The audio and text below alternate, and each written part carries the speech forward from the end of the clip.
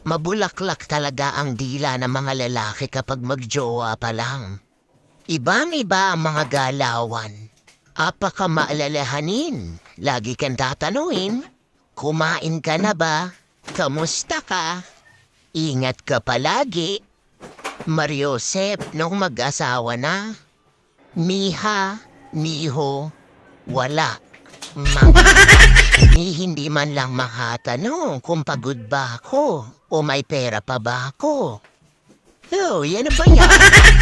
Nasaan na yung pangako mong gagawin mo akong reyna? Tapos ikaw yung hari. Eto nga, ginawa niya nga akong reyna. Reyna ng ligpitin, reyna ng labahin.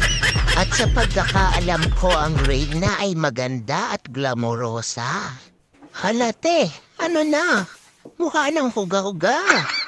At may natupad naman sa sinabi niya, yung siya yung hari. Abay galing mahapagutos. Yung gamit niya, hindi niya alam kung saan nakalagay. Paano ba naman kapag hubad kung saan niya nalang maibato? Hay nako, siguro kung yung dog nito hindi nakakabit, matagal na namin hinanap. Kung alam ko lang talaga na ganito, hindi na ako nagpabudol.